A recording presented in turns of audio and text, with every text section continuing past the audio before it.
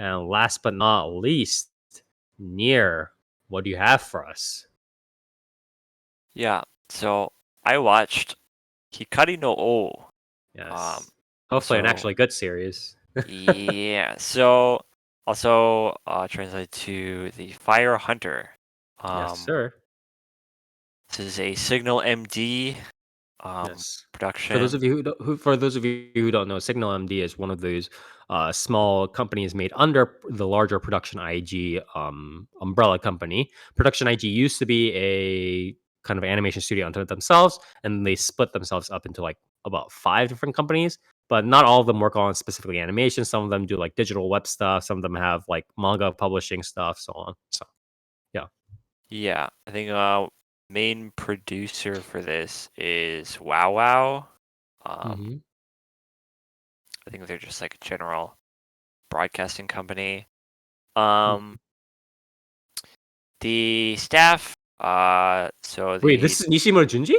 yes, this is Inishimura Junji, Oh, okay. director. He's directing it. Good Um, stuff. Script and series composition by Mamoru Oshii. I really Mhm. shouldn't need to tell you who Mamoru Oshii is. Um, yeah, sound director Katsuhiro Wakabayashi. Um, he's worked on Mob Mhm. Psycho, stuff like that. Yeah, yeah, yeah. Godzilla Singular Point. This There's is a um ve there's a lot wait, of talent Kenji here. Kawai? Kawai What the Kenji, yeah, fuck? Kawai Kenji as music. Wait, did we talk about this during news? I We feel did. like we talked We talked or about this during during previews? previews. Yeah, Yes, yeah. I, yes, I yeah, was I yeah, was yeah, very yeah. optimistic about this series. Yes, yes, So there's a lot of talent behind this yes. series. Um, and I'll just go over a brief. Uh, I mean the synopsis on Mal kind of just covers all of it. I'll go into a little bit more depth, but Yeah. human civilization no longer revolves around fire, but is instead now driven by fear of it. Repeated wars have changed human biology, and people are now spontaneously combust when they get close to natural flame. However, a new source of energy prevents society from complete collapse. A stone-shaped material used to produce light and steam lies within the bodies of monsters that infest numerous forests. Those tasked with collecting this precious resource are called fire hunters. Toko, a young village girl, is saved from a forest monster by a fire hunter who perishes during his heroic action. After the hunter's dog, Kanata, heals from his injury, the girl's family sends her to the capital in order to return Kanata and the hunter's fire sickle to his relatives. Elsewhere, the fire hunter's son, Koshi, and his sister are adopted by a wealthy family. Koshi learns some troubling facts related to the country's ruling royal family. He conducts secret research on a special firestone found by his late father, kickstarting a race against time between the country's leaders and those trying to save mankind from its ultimate demise. Okay. So Is pretty this, solid is premise this to start Wild off with. Hearts? Yeah. So that's So yeah. actually a pretty solid premise to start off with, So the honestly. premise is solid. The series starts pretty much straight up with the Fire Hunter's death. And then it's sort of episode 1 is, if I remember right, episode 1 is almost entirely focused on Toko, who's sort of like the main character. Mhm. And sort of her essentially being shipped out of the village. Because this series has a very interesting um, world where I guess the values of people are very different, and sort of the culture and sort of the way the village sees um, Toko is that she is partly responsible for the fire hunter's death, right? Because the fire Mhm. hunter died saving her. And so Right. it is now her responsibility to travel to the capital, which is a very dangerous journey, to return the firekeeper's belongings to his family, right? Mhm. Key of which being the dog, Kanata. Um, and the dog has sort of bonded itself to Toko, and goes like everywhere with her. Mhm. Um, and so the basic thing is like, yeah, like you have to leave. Like you basically don't have a choice. Like you have to take responsibility for what you've done, whether you intended to do it or not. And they sort of put her on this shipping car from the capital that sort of makes the rounds to all these villages. Um, and her story is sort of, you know, um, a bit of I guess like a traveler's story kind of thing. It's sort of just like journeying around. Misfortune befalls the shipping car, obviously, and they have to sort of go it on foot. Um, and all the trials that come from that. And then there's the second story here with Koshi, which is the son of the dead fire hunter. And like the synopsis says, he gets adopted by this like noble family. Um, and the reason the noble dude is like adopting him is Koshi is like really smart, right? Like he's like Hmm. fucking brain genius. Um, but he's poor as shit, right? Like he's dirt poor. His parents are dead. He's got no job. He's got no way to take care of his sick sister. And this noble comes along and says, "I'll adopt you, and take care of your sister, so long as you help me, um, research this thing, right?" And of Hmm. course, he agrees. And then it's revealed that the thing that he's trying to research is this new form of energy, basically. Um, and so the series obviously establishes that the monsters in the forest, which I think they just call them like fire fiends or something, Hmm. um, when you kill them, they bleed like this gold sap, right? Um, and they can use this sap to effectively make fire, but they call it artificial fire or whatever. Hmm. And they can use this as sort of an energy source to create steam, or what have you, to power engines, right? Um, but then there's this other rarer sap or whatever called I think they call it like skyfire, um, which comes from a different type of beast, which comes from the sky or whatever. They Like call them meteorites. something like that. They call them like fell beasts or something. Um, Okay.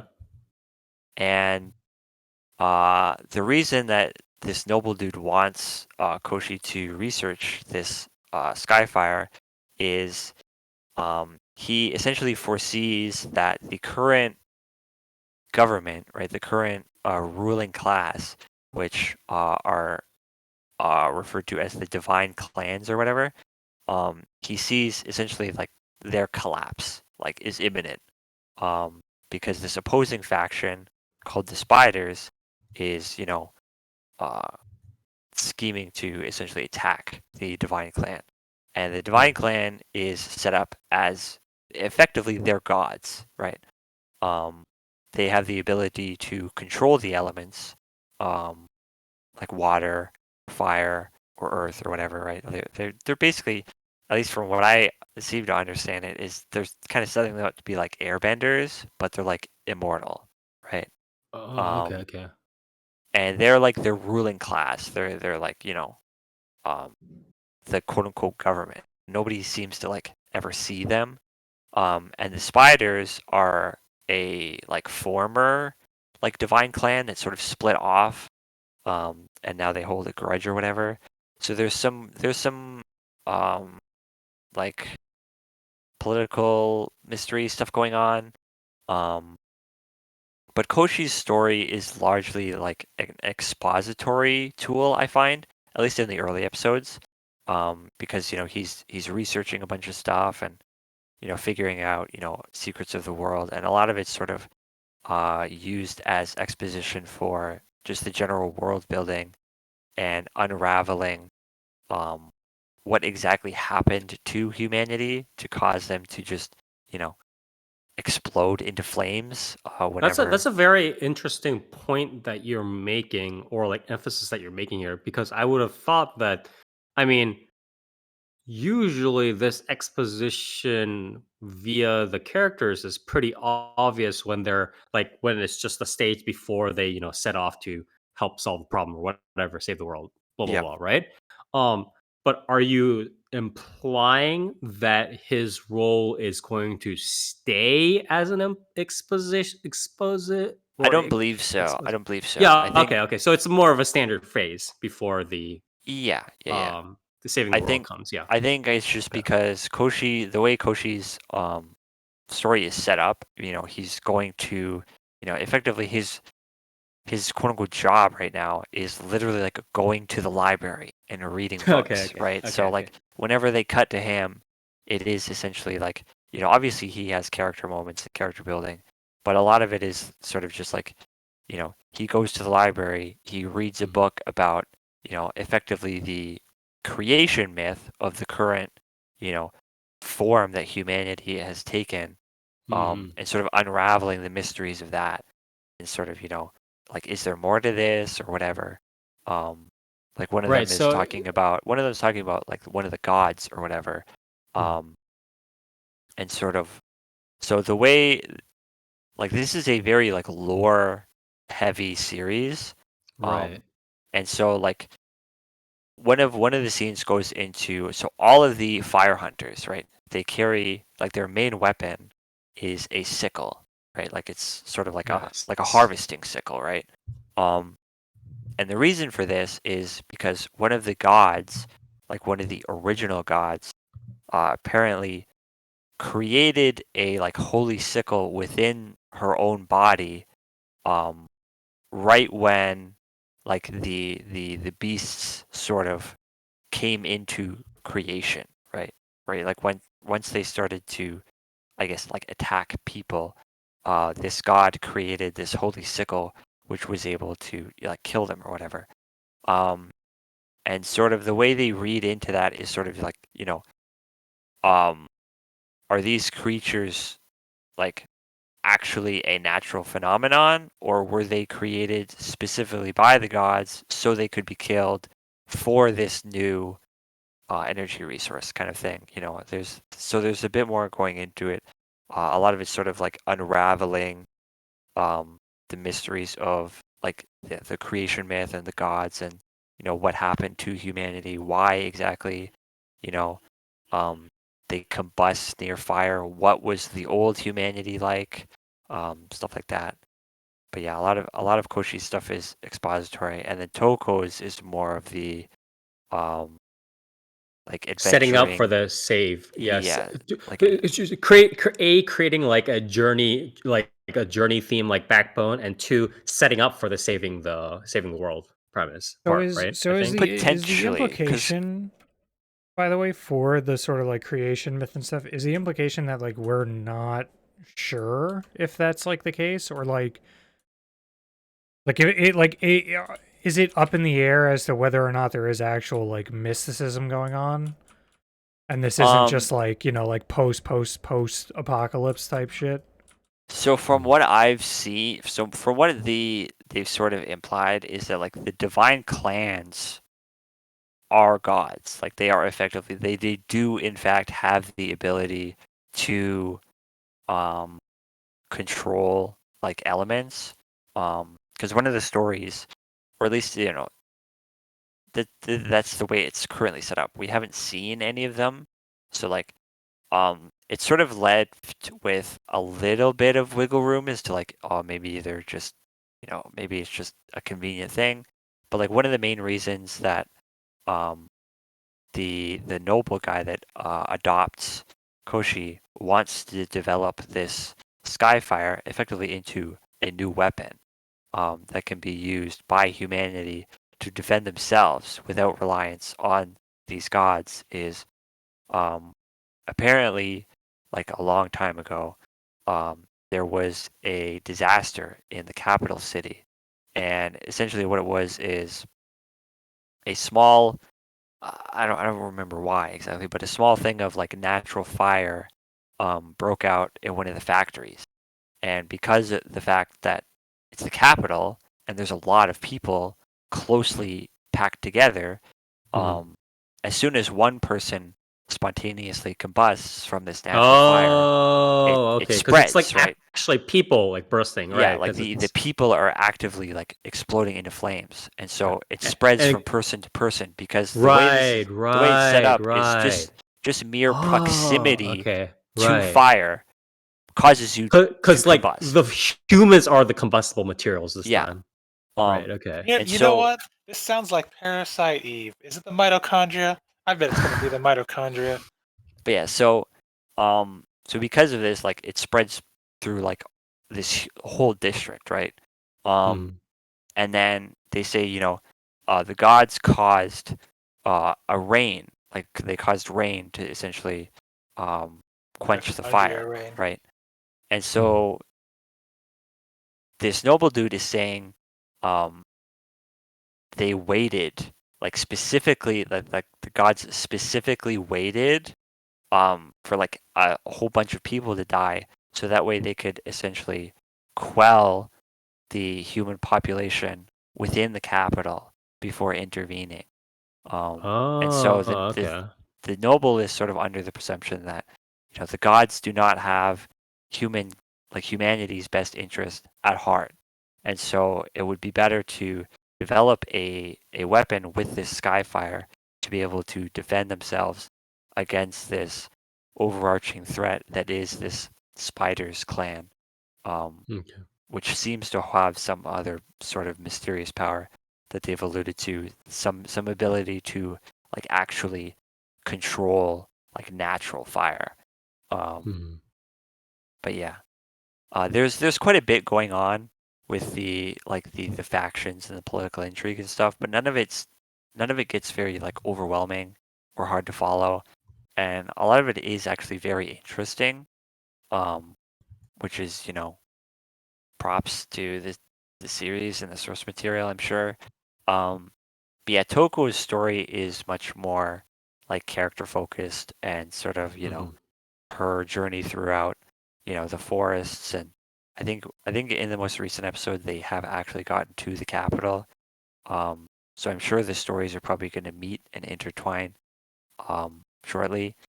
But yeah, so far story wise, this series is immaculate. Like it's really good. The characters are really good.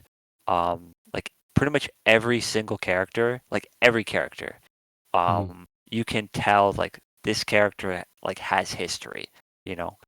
Um, whether it's told to you or just shown to you or sort of, alluded to. Because when Toko first gets onto the shipping like car or whatever, right? She gets bunked up with these three brides, right? They're being married off from their villages to other villages. And they go into like why they're being married off, and all of these girls are essentially being blamed for curses that are on the village, right? Whether it be a bad harvest or one of the girls, like their village specializes in making clay, like pottery. And apparently the clay like that year is rubbish. Like it's basically water. Like you can't form anything with it. And so they're marrying this girl off in hopes that it wards off this curse that's been placed on them, or at least so they believe. And they don't spend very much time with these characters, but like they're very real. They're very like fully realized characters. Within the culture of the Yeah, series, yeah. or culture created within the series. Sorry. Yeah. Yeah, it all feels very natural. Like it's sort of doing the like it's using these characters as sort of an expository tool to sort of expand upon the general culture of the way these villages work and how they're sort of connected, and like what happens between you know um I guess moments of distress, and how a lot of these villages seem to place very, very big significance on like personal responsibility, like Toko being shipped off, these brides being shipped off as like they're viewed as being responsible for these curses somehow, what have you, and how like that weighs like heavily on someone to the point where they need to be essentially pushed out of the village. Right. And it just it doesn't feel like you're being told exposition. Like it feels like a very natural conversation. And obviously it helps that Toko herself is a very young character, and she's not knowledgeable about the world or anything. Because she's like 11 or something, and she's just being pushed out into the wilderness basically. And yeah, it just all feels very, very good. And yeah, I like it a lot. What about you I'm gonna try to list these in I have like three general-ish questions, although I want to try to not take up too much time. But if you can give me uh I guess, yeah, okay. So I have like three general questions and I'll try to put them in order so that it won't be too confusing. But first, so this series right now, again, it's still sort of building up the lore, right? Because obviously the main story or the main series is about the lore and what people do with it, right? And Yeah. lore, we mean the general like driving force of the plot, the concept or whatever, right? So once everything gets kind of fully fleshed out, then what do people do with it? And oftentimes it kind of there are usually two kind of general ways a story unfolds when it kind of goes into this realm, right? One is like after it explains the entire lore, it kind of becomes this like almost not like cosmic horror thing, but it becomes very like, oh, this is just the world. We can't do much about it. So like all they do is kind of like observe and reflect, right? Like that's one path they go down. And then the other path they go down is lore into action, right? Which is like, okay, we know everything about this. We know about the secret societies. We know about the bad people, whatever. Now let's go save the world, right?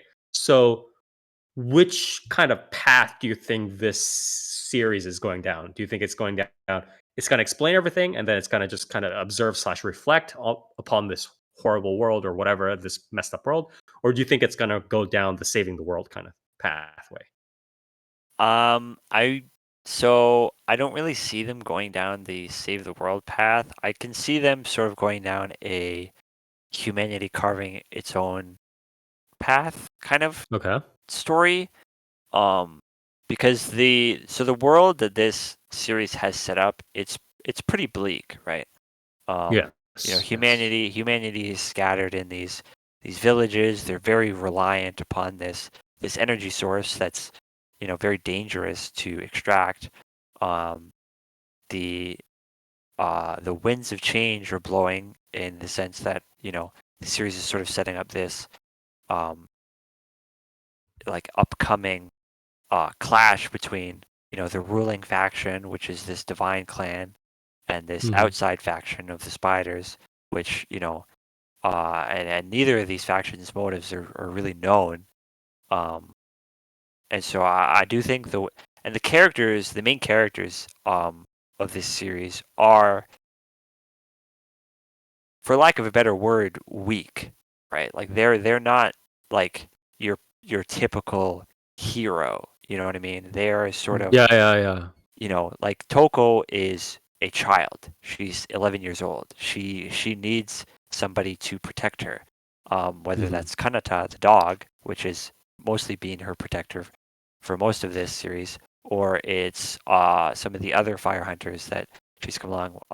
Akira, the red-haired girl, being the main one. And then Koshi is It's just a bookworm. like he's a bookworm. Like he can, I'm sure he can put the tools into other people's hands to enforce action, but he himself is likely not going to be doing anything. Right. And they're also like neither of them are. They don't have plot armor, or it doesn't seem like they have a bunch of plot armor where they can just roll into wagons in time and just hide in time and just get into the castle securely for some reason, and then all that. It doesn't seem like that. And this series has sort of very effectively established that people are pretty fragile, right? Okay. In this world, like it's somebody can die just in the snap of your fingers, right? And there's not really any, like when a character dies in this series, there's really no fanfare. It's just like, they're Oops, dead. I'm gone. You Yeah. have to move on. Like you have to keep Yeah, going. exactly. Like the world in this series is pretty cruel, but it's not like How much cutting away of the characters are there? Like, so it's like, let's say some characters are introduced, they have names, they told a little bit of the story. How likely is it that the characters are just like randomly gonna die, like a comic get kills kind of levels, or what? So there's only been one event so far that has really like culled characters, and that is I don't want to really spoil it, but the car like the shipping car that Toko is Mhm. in gets attacked, right? Okay. By monsters, and a lot of people die, and it's not really treated like in a series like, say, famously, I guess, Attack on Titan, right? Mhm. When you have an event where a lot of characters die, right? It's very melodramatic, right? Right. It's like the Where beaches of fucking Normandy, like yeah, people are screaming, every people are single time. crying. In this, it's like people are dying, but like we're in the perspective of Toko, right? Who isn't she's not physically seeing all these people die, right? And so Okay. they're simply dying, right? They're just dying. Yes. It's not like, there's no sad music playing, there's no slow motion going on. Mhm. And then when one character does die that's close to Toko, um, you know, it's like it's a dramatic event, but there's more important shit happening. You need to leave. You need to Yeah, get the exactly. fuck out of there. So there's no So real dwelling it's on more it. of a conventional, I would say, It's like trying like to escape it's from like a reality. traveling disaster. apocalypse like It type is thing. like Yeah, a like a disaster natural happening. Yeah. disaster. Where it's Yeah. like, Or like I'm trying to you do escape a not burning building. I need to get you away. don't have time to think about, oh no, this person's dying. It's like Mhm. I yeah, gotta well, I gotta I fucking mean, go. in the sense of how the story's pacing out, it's like it is very much almost treating it like a force of nature type thing rather than like Yeah, it's not like Mhm. the bad guys are here to kill the characters. It's like something bad happened and then people Mhm. died. Yeah, you can't really like prevent it. yeah, and ultimately while maintaining the focus on like the voyage type Yeah. Right. thing, like the Right. importance of that. Okay. But yeah. And then, so I guess that answers that question of like how sort of big the characters are compared, or how small rather in this case, how small the characters are compared to the overall story of the setting. Which again, I think it's a little bit more uncommon. I think that sort of thing is a little bit more unique than the usual like, oh, we're lucky kids that can save the world or whatever. So Yeah. I think that's a pretty uncommon, although not necessarily unseen twist, but that's pretty good. Um, uh, the second question is, so again, the story takes up the idea of viewing this world, and the idea of, again, the brunt of this series is about knowing the world, right? The value sort of the series, of the scene, sort of how Togo gets kind of here and there, is again knowing about this world, right? And so, do you think that's do you like that sort of idea, right? Because a lot of times, especially if you don't do it very well, even if you do it kind of decently, it can kind of end up being falling off, right? Because you're kind of just doing exposition. Here's lore, here's another secret society, here's secret society number 2, here's corporation number 3, or whatever it is, right? Yeah. Do you think this format and the brunt of what it's delivering, right? Not saving the world, not super, oh, this character has this background or whatever, but it's pretty much the world, right?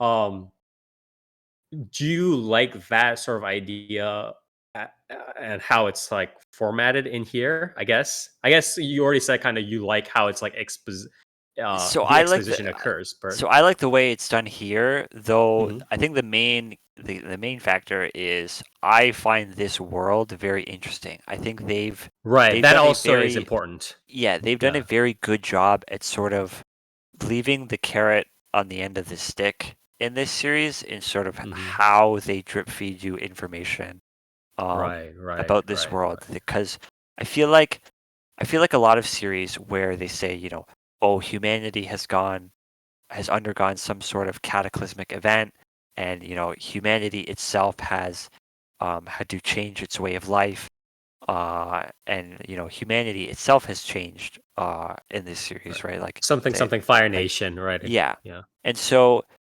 I think the way this series uses language and sort of the way it describes a lot of events in sort of a mix of like because a lot of some of the older characters will talk about this event as if like, oh, of course you should know about this kind of thing. Mhm.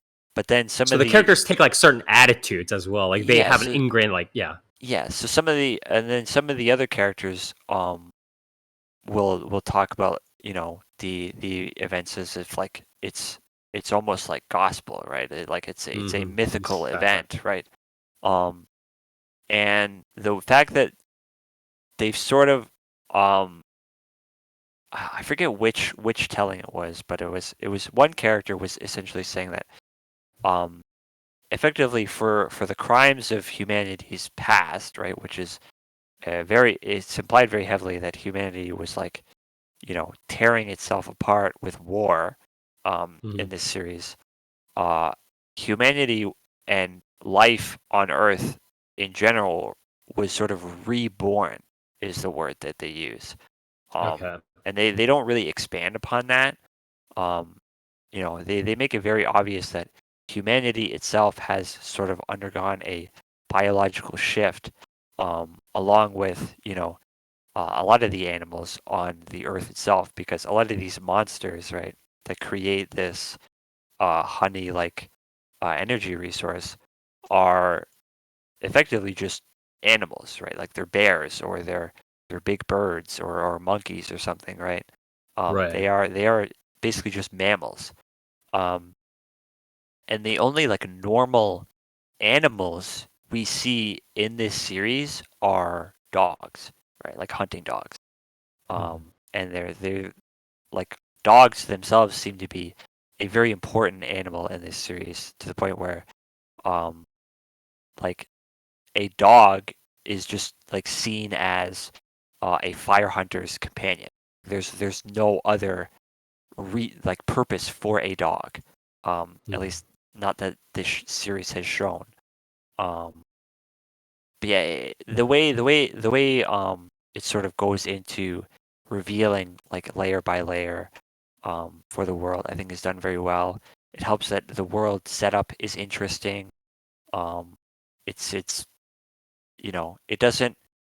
it doesn't like the series itself doesn't start with a big exposition like lore dump. It sort of just dumps you in the world and has you uncover things as it goes.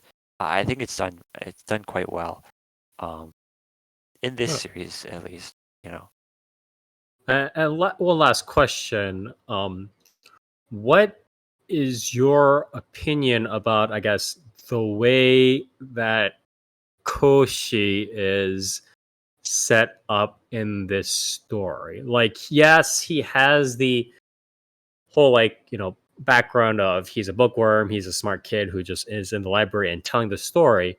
But as you said, what he essentially is he's a exposition accelerator, right? He takes the bookworm role, and by taking the bookworm role and by reading all these things, he helps the viewer get more of the story in a quicker sense than if Toko had solely traveled around and heard, stories every once in a while from the different characters, right? From the mob characters. So, but obviously the um the standard, what people might point out who might not have watched the series, right, if they had heard it from you, right, what they would point out is like, okay, well, you just have a random freaking character in there who's just like reading stuff and who's just doing like just listing out exposition all the time, right? So what do you think it? What do you think of the general sort of role and how they set up, or how the authors or the writers, sorry, set up Koshi like this? Do you think it's okay for this series in particular, or do you think it's still maybe not like a particularly like healthy role for a character to be in, or what? Um, so it's hard to say right now because again, we're only in the first half, Right. and it's very obvious that this series is intending to have Toko and Koshi, like their storylines are going to meet, right? Yeah, Um, absolutely. and so it's hard to say as to whether Koshi's focus will shift, um, because Koshi and the family he's with right now, the noble family, right? Um, Yes. the daughter of the noble family's name is Kira, and she also seems like she's going to have a fairly important role later on. Um, and so I think their dynamic is probably going to be important. I do think Koshi's like focus is going to shift dramatically. I do think him sort of being very involved in the um, political sort of intrigue to this story is probably going to be more pronounced later on. Mm. As for like his role right now, I think it's fine. Um, I do think it's so it's tricky because I think the balance between like Koshi's motivations for him doing what he's doing right now and sort of the way very it is very natural feeling, right? Because Koshi's initial Right. role is to do research, right? Right. And Exactly. the fact that his research happens to coincide with helpful exposition for this series, um it just feels He's like set up for that. it feels very smart. But at the same time, you also kind of have that feeling in the back of your mind where it's like, oh, he's kind of being used. Like this character is kind of being used for that purpose, right? So it's Yeah. like a little bit of like, yeah, But it is tricky to sort of like obviously he's not going to hold that role forever, right? forever. Because Yeah. um they are going to have to shift his focus to something else later on because eventually he is going to um finish his research, right? Because obviously Mhm. this Skyfire like plot line has to develop into something. Um, Right. and then after that, whether it be his relationship with Kira, um, whether that intermingles with Toko's storyline, um, and the dog or what have you, like Mhm. it remains to be seen, right? I do think it's very well done in the first half. As for what becomes of the character, I really can't comment on that because I haven't seen it. I haven't read up on the source material myself. Um, but yeah, I do think right now, while again, it is very easy to sort of see this character's role as being, the exposition delivery. Mhm. He is still a very natural character, and his Mhm. storyline doesn't feel like it is being, taken away from um, by having that role. I feel Right. so. I do think pretty much all the characters in this series are done extremely well, like very very well. Um, Yeah. And you know, and I think with this setup, it's definitely um a little bit more difficult, like given the more uncommon structure or like the up the set of objectives of like how the story wants to be structured and like uh where it kind of wants to go. It's definitely more uncommon than a lot of other story structures, right? yeah, As well as the how even the characters are set up really is definitely much more uncommon. So definitely Nishimura Junji, the writers, they just did a very good job at threading the needle here, right? yeah. Yeah. Okay. Any comments overall on the audio visuals? Yeah, so this is where it gets a little bit rockier. Ooh, okay. So I'll start with the good, right? The music is fantastic. It is Yes. impeccable. It Kawai is Kenji. really, it's just like it's like so good at setting the tone and the ambiance that it's like you almost forget the music is there, but it's Mhm. like, it's very, very good for setting the tone Yeah. for any given scene. As for the visuals, so Hikari no O, if you couldn't tell from the poster, has a pretty muted color palette, right? When I looked at it, it kind of gave me almost like it kind of scared me for a second because it was the line art reminded me of Aknohana a little bit, and I was Right. like kind of scared. Yeah. It does have this sort of not like almost scribbly, I guess would be a way to describe it. Like the lines aren't like cleanly connected, Mhm. and it's got this sort of filter on it, and the colors are very flat, I guess. Yes. But in terms of the art style and the color palette, I think it goes well with the general mood and the tone of of this series' like world, Mhm. and the general like atmosphere of the characters. So I think that's fine. The issue really is when it's in motion. Um, so when Okay. characters are sort of talking to each other, just like a back and forth dialogue, it's fine, right? Um, the faces are perfectly detailed, right? The eyes pop pretty nicely, I think, with the art style when they need to. Um, but whenever you go beyond that, like whenever a character needs to, say, run or an action sequence is happening, it gets bad, like really Mm, bad. Like it's like okay. genuinely like gravity is no longer a factor in the universe bad. Like it's grim. Um That's unfortunate. and it's pretty unfortunate. Luckily, there are not very many action sequences. You know, they're common enough for you to be like, you kind of grimace when it happens. Um but it's not gonna ruin the show, in my opinion.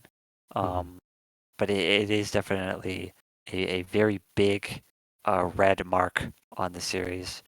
And there's also It this kind of feels like maybe, obviously the talents in there are probably good enough. It's just that Nishimura and co didn't really get enough money for the project overall, maybe which I'm is a not too little sure. unfortunate. Maybe Yeah. the storyboarding was fucked up. I really don't know. But Yeah. there's also this weird thing that they do where um I don't know if you guys have seen the 1998 Berserk anime. Um, Mhm. but that show That the one with the cool is skeletons? yeah, that Hell show yeah. is I guess infamous for the way it uses um its like oil paintings as effectively a replacement for animation, right? Mhm. Like a battle will be happening, and instead of showing the battle happening, it shows like just a still painting of a battle happening, and then just like combat noises in the background.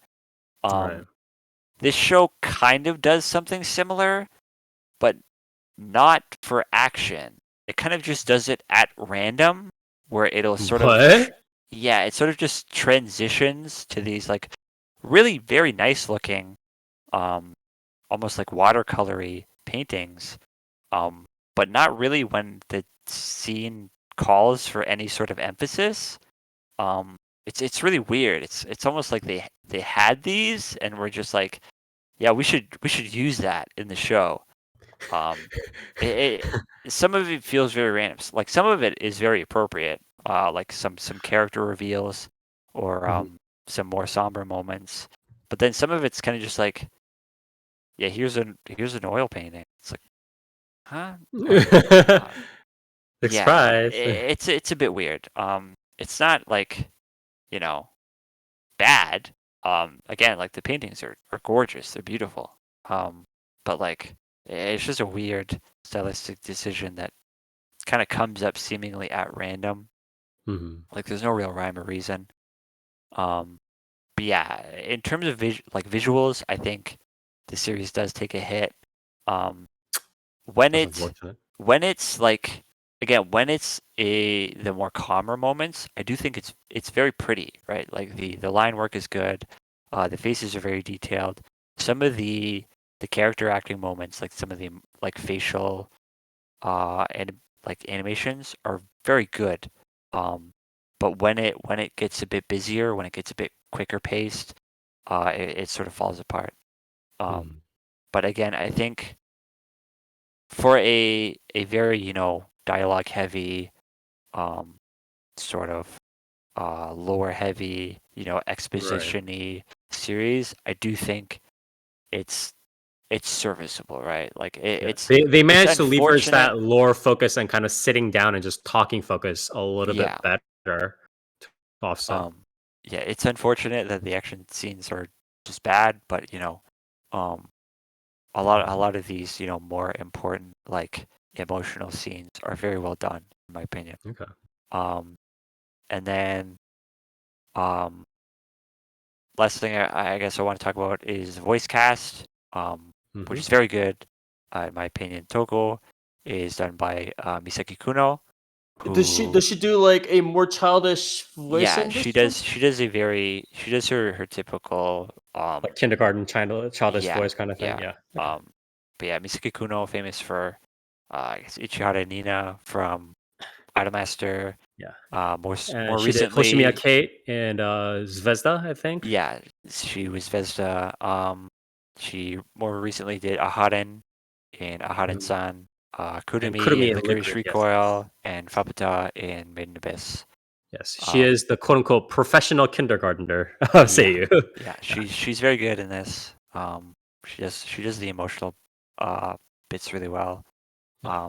And then Koichi, voiced by uh Shoya Ishige, Hmm. who's not really a newcomer, but more of a lesser Yeah. known.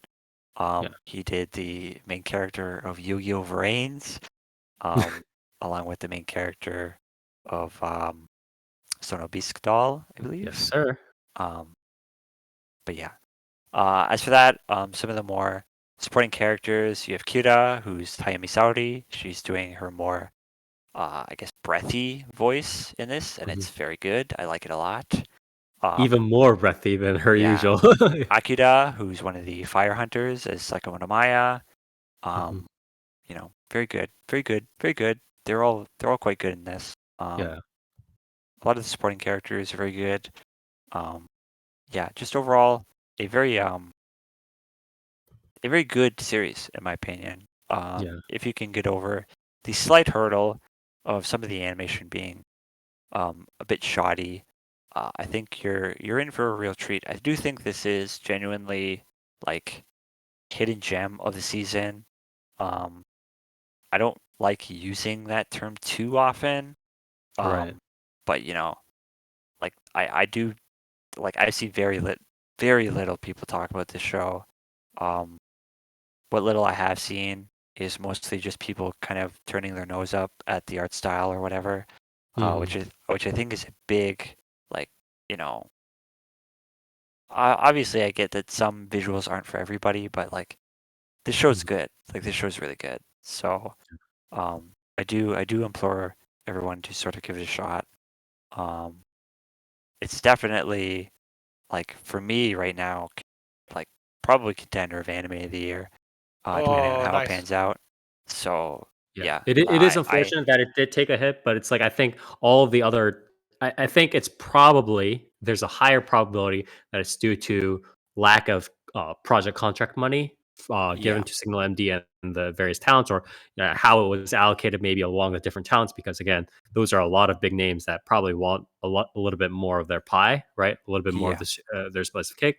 And unfortunately, maybe they didn't have enough money for all the animation stuff, but it does seem like, as you said, the rest of it did turn out quite well. Is under yeah Nishimura Junji's direction. So yeah. I highly recommend. So yeah. All right. What would you rate it? I think that was the thing that Toast is going to ask, probably. I'd just probably give it an 8.5. Okay. Good. All right, then. Well, again, thank you, Nier, very much for helping to cover Hikari no O. Obviously, I think we did point it out during our previews to say this could be one of the better series of the season, or at least something to look out for. So we did point Yeah. it out, just pointing out, obviously, especially led by Nier, who did point out all like the different talents that were involved in it. So I think this is definitely, it has proven itself to be worth all the talent names on its list, on its roster. Yeah. So please do check it out. It is an anime. No, it is a novel original. It is a Yeah. novel original adapted into anime by Signal MD. Again, one of the smaller studios under the overall production IG publishing and animation umbrella company. Uh, Directed by Nishimura Junji, as well as a bunch of former PA Works fame, as well as a bunch of other huge talents, Mamoru Oshii, and then Kenji Kawai, right? Yep. Kenji Kawai. So please do check it out when you have the time. You don't usually see these sorts of names in a series altogether. So